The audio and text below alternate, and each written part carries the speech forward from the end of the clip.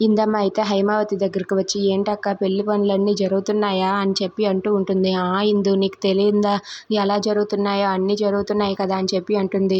అవునక్క, ఆ విషయం గురించి ఏం చేసావు? జీవన పేరు మీద ఆస్తి రాస్తాను అన్నావు కదా, దాని గురించి ఏమైనా ఆలోచించావా అని చెప్పి అంటుంది. దాని గురించి ఆలోచించడం ఏంటి ఇందు, నేను ఆల్రెడీ లాయర్ గారిని కలిసి ఆ డాక్యుమెంట్స్ అన్నీ సిద్ధం చేశాను.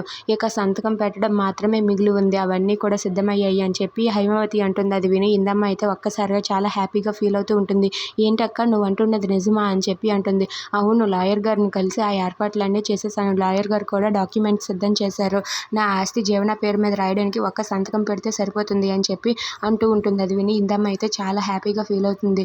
సరే అక్క, నువ్వు ఈ పని ఎంత త్వరగా పూర్తి చేస్తావని నేను అస్సలు అనుకోలేదు అక్క అని చెప్పి అంటుంది.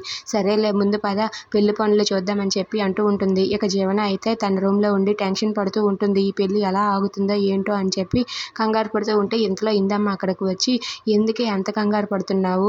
ఇప్పుడు నేనున్న ఆనందంలో ఏం చేస్తానో చూడు అని చెప్పి తన కొంగును ముందుకు తీసుకొని పెట్టుకొని ఇందమ్మ అయితే జీవన చుట్టూ తిరుగుతూ డ్యాన్సులు చేస్తూ ఉంటుంది. అలా డ్యాన్సులు చేస్తూ ఉన్న ఇందమ్మని చూసి జీవన అయితే, ఏంటి గ్రాని ఇది, ఎందుకు ఇలా చేస్తున్నావు? నేను ఎంత ఇరిటేటింగ్గా ఉంటే నీకు డ్యాన్స్ చేస్తున్నావేంటి, నీకు అంత సంతోషంగా ఉందా అని చెప్పి అంటూ ఉంటుంది.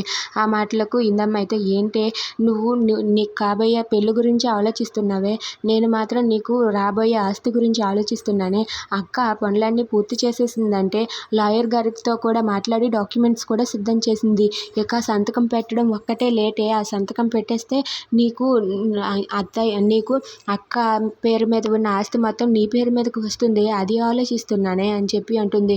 ఆ ఆస్తి గురించి పక్కన పెట్టు పెద్దమ్మ, నాకు ఈ పెళ్లి జరగకుండా ఎలా ఆపుతావో ఏంటో, నాకైతే మాత్రం చాలా టెన్షన్గా ఉంది అని చెప్పి అంటుంది. ఎలాగో అలా ఆపుతాను, లేకపోతే లేదు. నీ పేరు మీద ఆస్తి రాగానే మా పేరు మీదకి వస్తే అప్పుడు తిప్పుతాను నేను అని చెప్పి ఇందమ్మ అంటుంది. Please subscribe.